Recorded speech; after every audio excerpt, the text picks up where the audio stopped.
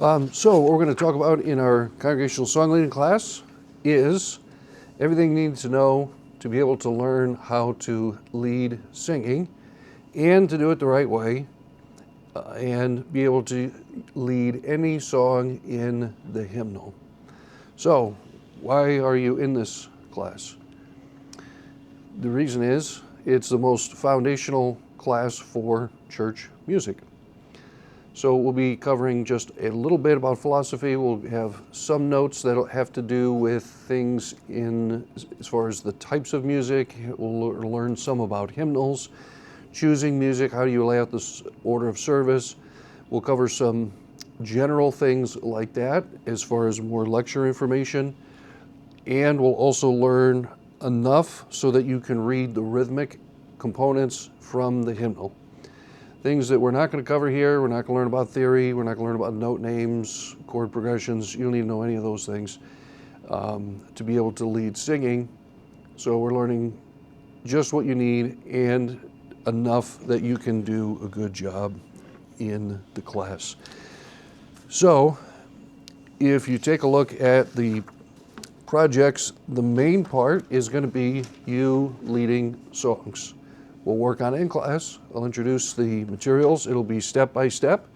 For example, we're going to start with the 2-beat pattern and then learn a song in the 2-beat pattern. Then we will learn the 3-beat pattern. And then you'll learn a song with the 3-beat pattern. And then we'll introduce new musical ideas such as the pickup note. Don't worry about it. We'll get to that later. And this sort of thing. And then once we get everybody is comfortable with the 3-beat, then we will move on to the 4-beat. And we'll go through the 4-beat pattern and then have a few variations of that because that's the most common of the time signatures.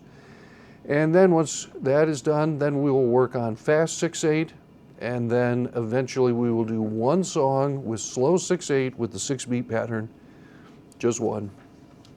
And then the last song to see if you can put it all together is a mixed meter song, Constantly Abiding.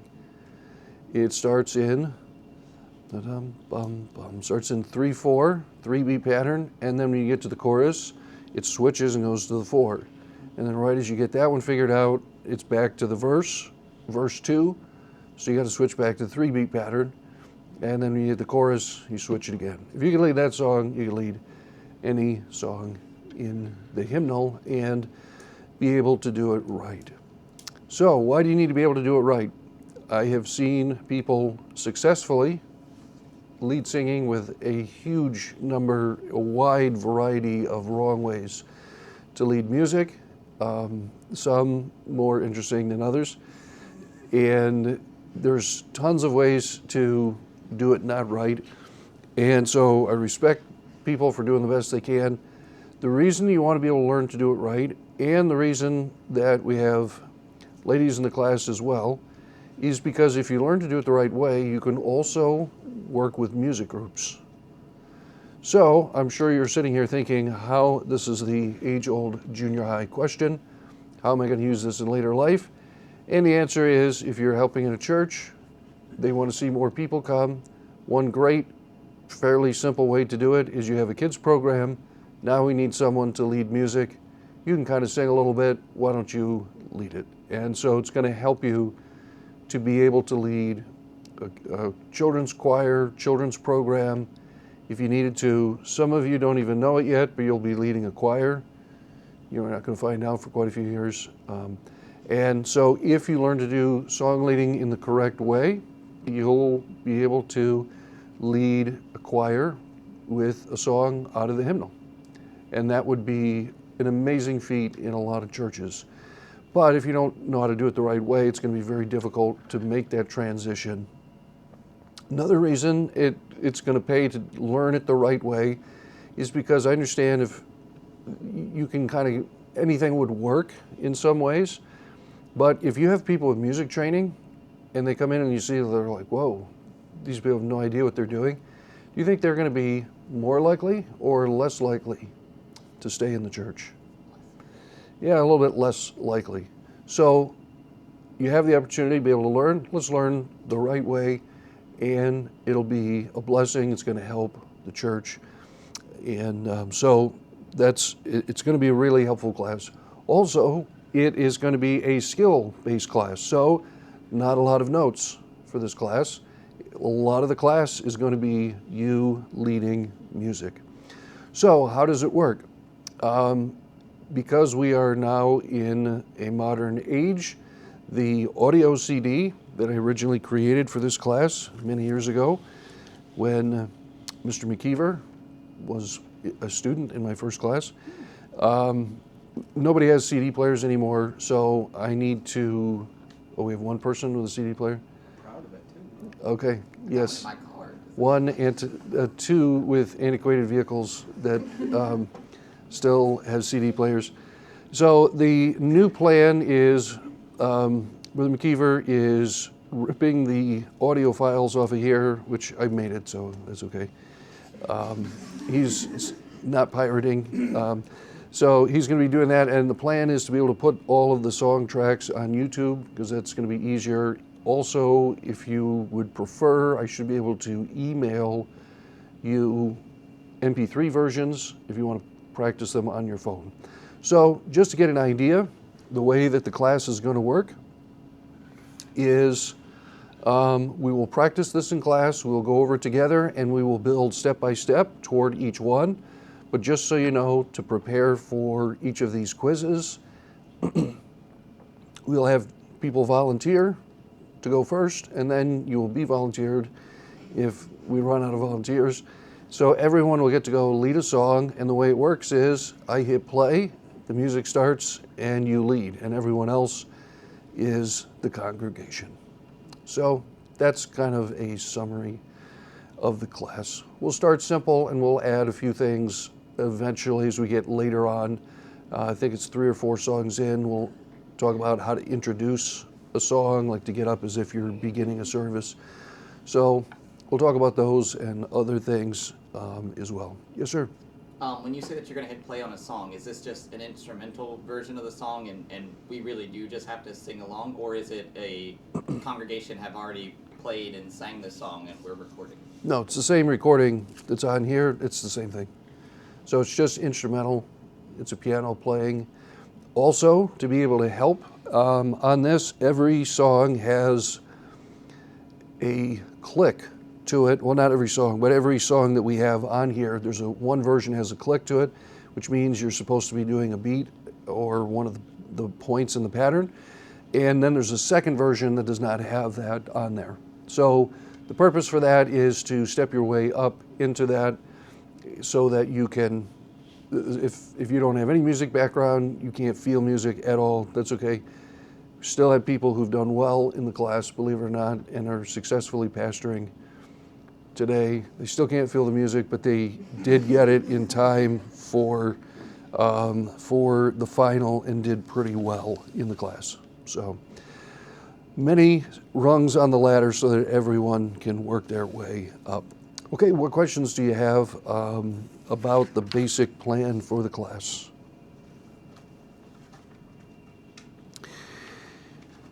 Okay, there are 2 projects that are due, and you can see that on your syllabi.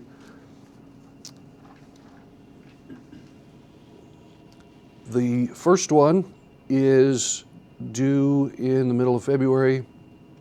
It's a 1-page book report, same one I always do. Mrs. Boyle does the same one, 1-page book report, and it's on a booklet which I have not gotten to you yet. It's called What Kind of Music Honors God? It's not long, it's like a dozen pages. So it's very simple. The only challenge is there's not that you're not condensing that much because it's such a short piece, but not a big project, but one that it shouldn't be too hard to do. Second project, due near the end of March. Plan a 1-page, 1-month song schedule with 3 weekly services. Include hymns for one special conference or revival set of meetings. On the back, write a note of description explaining any ways of adding variety, themes for the month, themes for your conference, and also come up with a name for your church. It could be a real name. It could be a church that does not exist. It could be a fictitious name. So the basic idea is you're going to do just one piece of paper. You can make a grid. Some people make a list on the whole thing. You kind of need 2 columns if you're going to do a list. Most people like doing the one that looks more like a calendar. And then you can add blocks, for example. You can, let's see what we got here.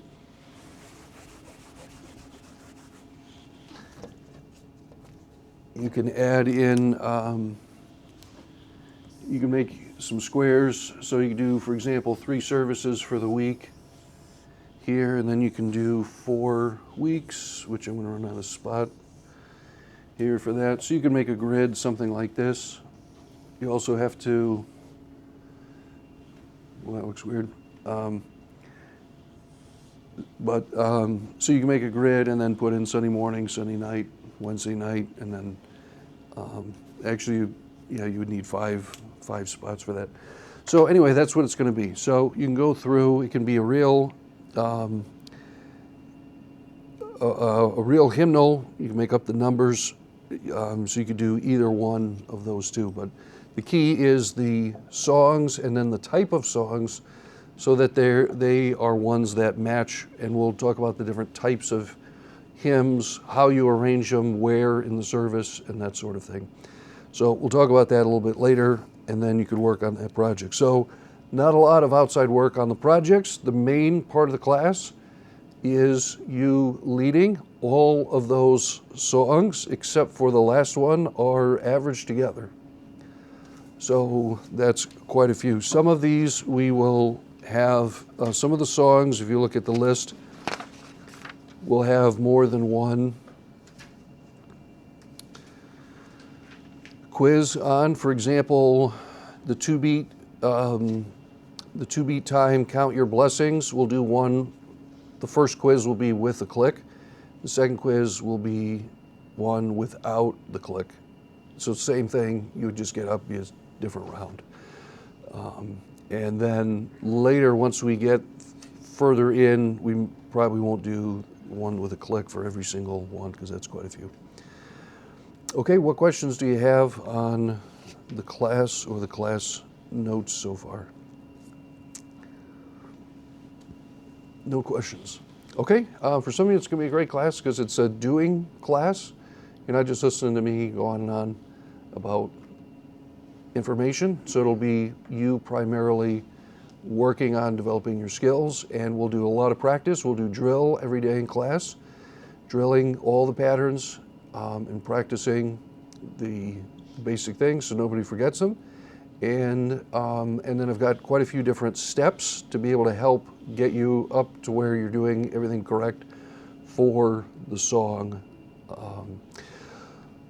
Okay, let's continue by taking out your booklet here, Congregational Song Leading Workbook.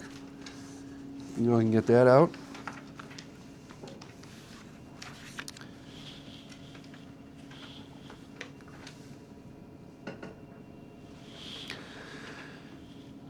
So, we're going to be starting with, for some of you, the most dry information, and that is how to do basic music reading. Again, I don't care if you know key signatures, the names of key signatures, names of notes. That's good to know, but that doesn't really help you for song leading. So instead, we're going to count just on the rhythmic, we're going to focus on the rhythmic aspect of music. So the first is you have to be able to recognize the different notes, and you can see the chart that's right here. It starts with whole note, and then it goes to, you got the shape, it's round, no stem, 4 beats, and then 1 fills a measure, that's assuming it's in, there's 4 beats in a measure. Then we've got a half note, that one is 2 beats, it takes 2 half notes to fill your typical 4-beat measure.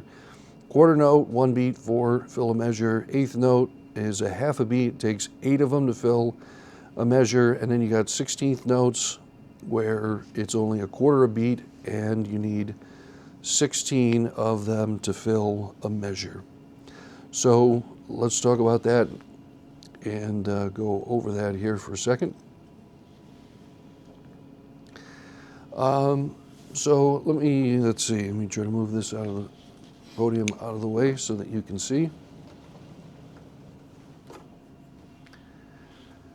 And we'll get this erased.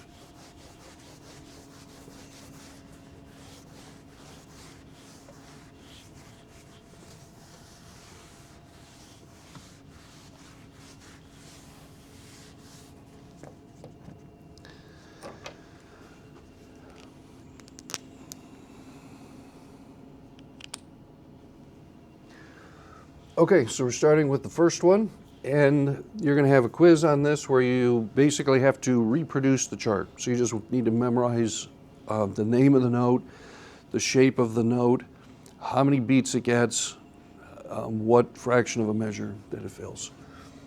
Okay, so you can look at it there. Here's how you draw it by hand. And so no stem on this, it's just round. And then we've got the number of beats. That one's 4, and it only takes one of them to fill a measure. And let's go next, half note. And this one is open. So if you take a look at this, you can also do flashcards if you don't have much as far as a music background. Then you just need to drill these so that you can work through them. So we got a half note here that typically hits 2 beats, and it's gonna take 2 of these. Keep the spelling going. Quarter note, and the quarter note is going to be shaded in. So that's the difference on that one. And it only gets 1 beat. And then it's going to take 4. So that's where you get the name quarter. It gets 1/4 of a measure. And then we have eighth note. And so here's what's different about an eighth note is it's going to have a flag. Sometimes it's a bar going across. Sometimes it's a flag, especially in a hymnal with the words. So you can spread them out, half a beat. Over here, and it's going to take 8 of them to be able to fill the measure. And then we go to 16th notes.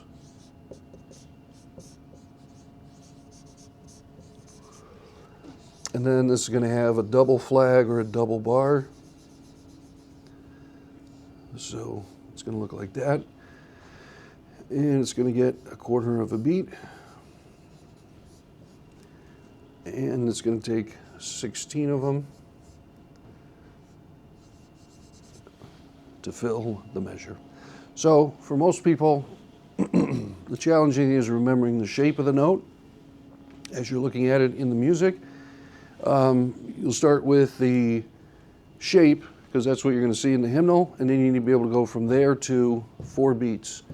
Then you have the half note, okay, that's open, that's 2 beats. And then the best way to do that is just to do flashcards.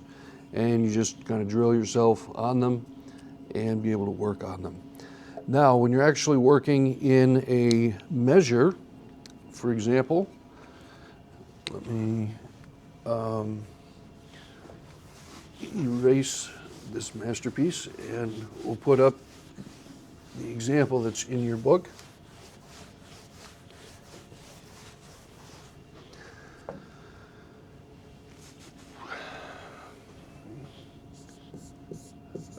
Okay, we'll talk about what that means, the time signature, in just a minute.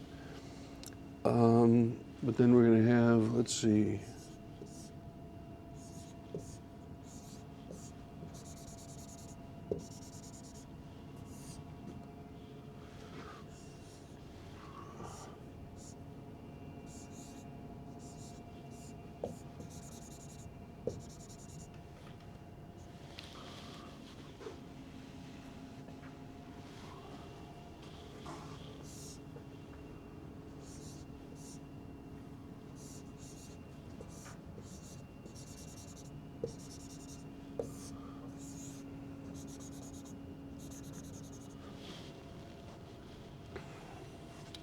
And that's going to be the end of that line.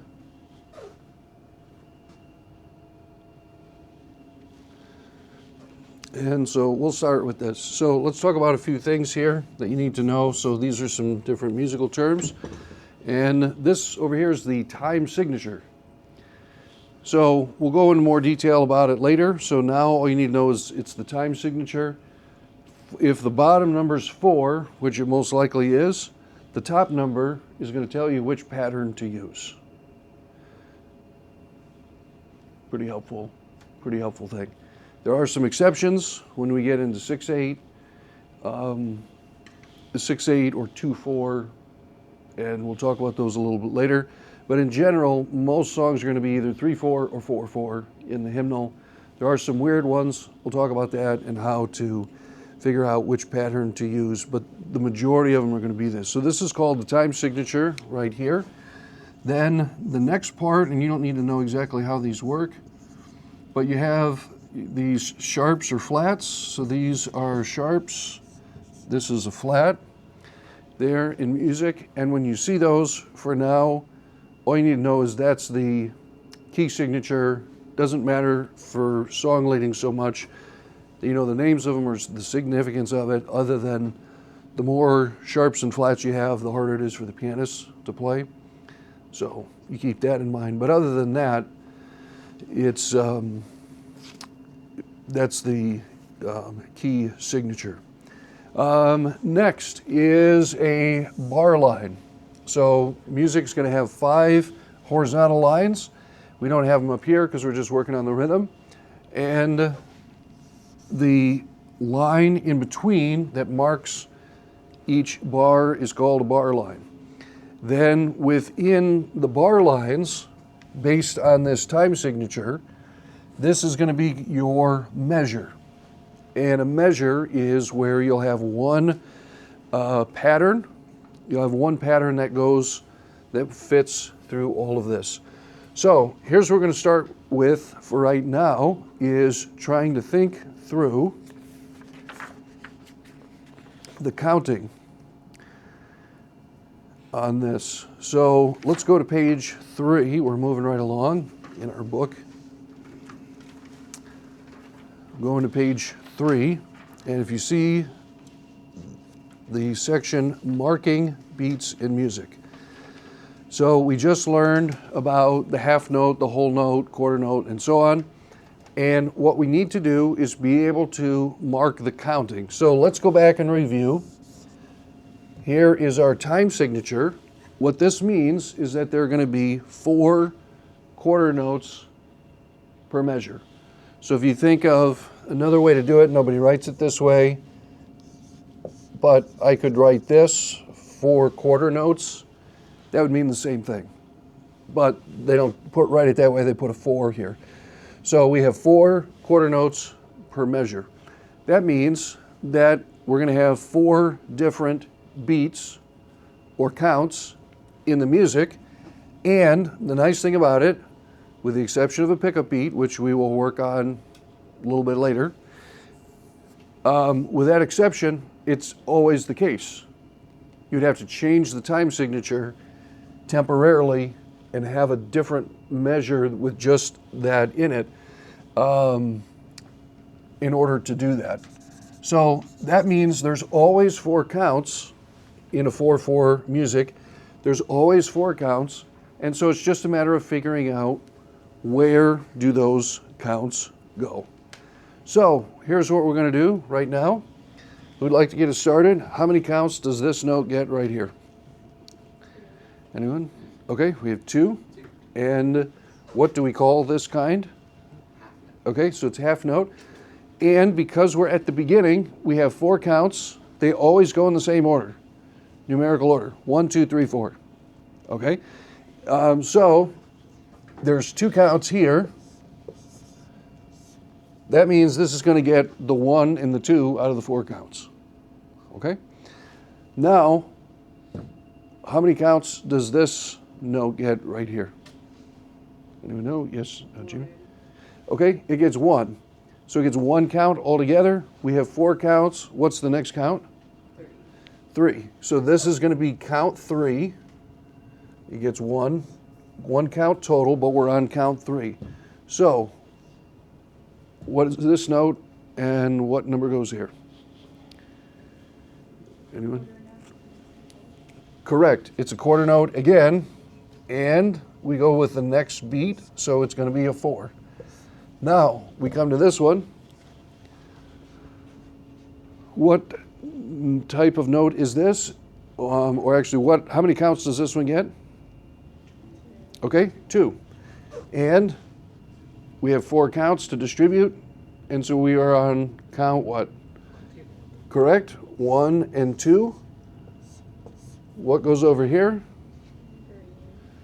Yes, it still gets 1 count. The next count is 3. This count is 4 because it also gets 1 count. So those 2 measures are the same. And guess what? These are also the same. So hopefully you see a pattern here. 1, 2, 3, 4. Now we've got something different over here. So what do we have here? And how many counts does this particular note get, if you remember? You remember? The whole note gets 4 counts. Okay, whole note gets 4 counts. So what do I write in here? 1, 2, 3, 4. Correct. 1, 2, 3, 4.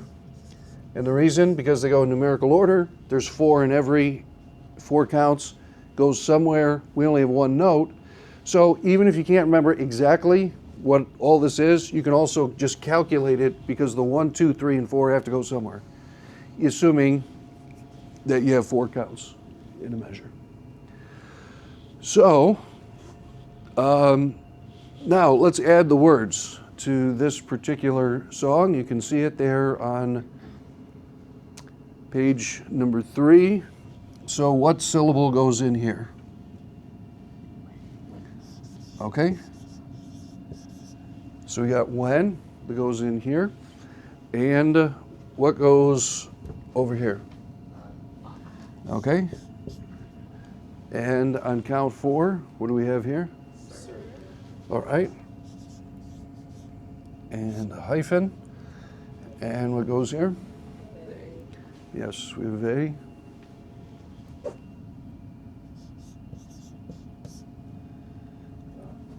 Okay, we have the goes here.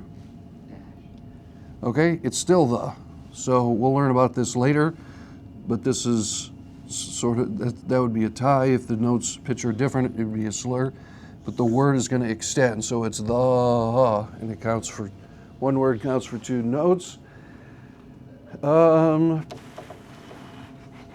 Yes, Bowen is bailing us out here. Okay. Let me check the spelling here. Yeah. Okay, and then we have another extension. So you have draw, so it goes for 2 notes. And then what goes over here? And we have cross.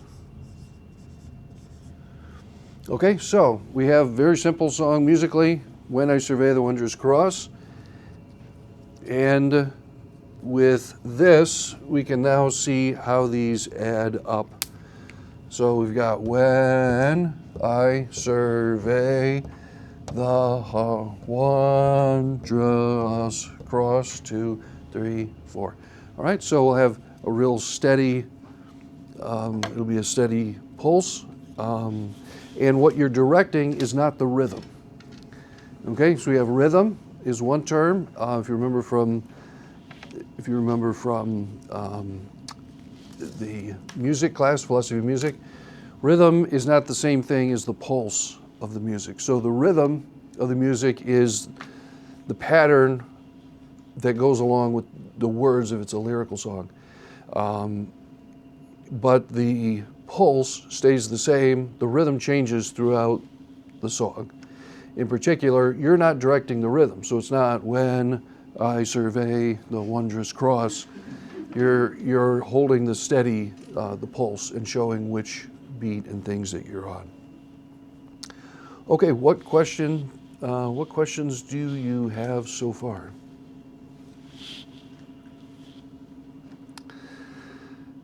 Okay. Hopefully, hopefully this is not going too fast for any of you. So one of the things that we're going to be doing is you have in here examples of different songs, and the plan is for you to write in the counting beats like this for every song. And what we're going to do next is I'm going to teach you the 2-beat pattern, and this will be on a quiz. You have to reproduce the chart that's on page 3. So you need to be able to draw the whole thing. You have several things here. You have the shape of the pattern. You have the numbers that go with the pattern. Somehow it looks like we're missing the number 1 in there. You have the numbers in the pattern, and then you have the direction arrows to show how those work. So let's start with the 2-beat pattern. Make the end of the song right over here. And I'm going to do this as if it is from your perspective, not my perspective, but your perspective with your right hand. It's going to be like a J, and then you're going to come back up. We have number 1 here, number 2. We have the direction word. And then if we add our arrows, it's going to go like this. So that's the whole thing. Okay, so let's actually try this here. We're moving right along since everyone is so musically advanced.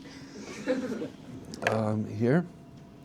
Actually, let me switch and put this here. Okay, so the pattern is on the assumption that you're using your right hand. And so when you're going to go to the outside. How did I draw that? Yeah, that was right. So you're going to go out, out, and then back up, okay? So it's going to be just like this. Let's start with the direction word. Down, up. Go ahead and do it with me. Down, up, down, up, down, up, down, up, down, up, down, up. Okay, we'll pause it right there. Now we're going to add chanting. So chanting is just what I was just doing. Down, up, okay? Very easy. Ready, go. Down, up, down, up, down, up, down, up, down, up, down, up, down, up, down, up. Okay, let's pause it right there. Now we're going to make it very challenging, and we're going to add direction numbers. 1, 2, 1, 2. Okay, hopefully you can handle this escalation in complications. Ready, go. 1, 2, 1, 2, 1, 2, 1, 2, 1, 2, 1, and very good. Now, here's the important thing, and you say, why do we have these patterns? Why not just do 1, 2, 3, 4, 5, 6, 1, 2? You can kind of do that, but in the music right here, everything is not getting the same emphasis.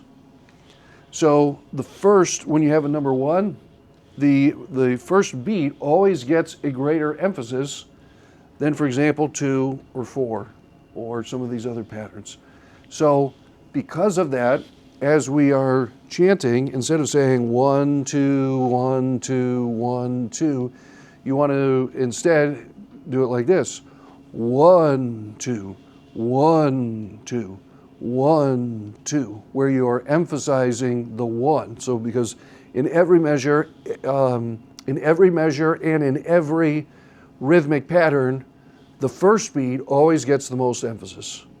So you need to understand that. Not too hard to understand in a 2-beat pattern, but when we get the 6-beat pattern, it gets a little more tricky. Okay, ready? We're going to try it again. So we're going to do, let's start with our directional numbers, 1, 2, and emphasizing the downbeat, which is 1. Ready, go.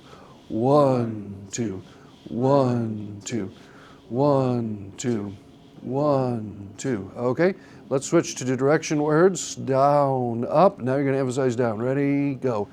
Down, up, down, up, down, up, down, up, down, up, down, up, down, up, down, up.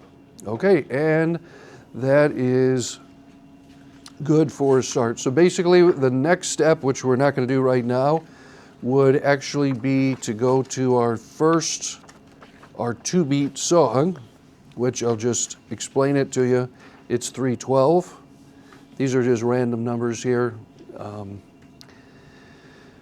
But 312, count your blessings. What we're going to do on next class is we will work on putting in the counting to the whole song.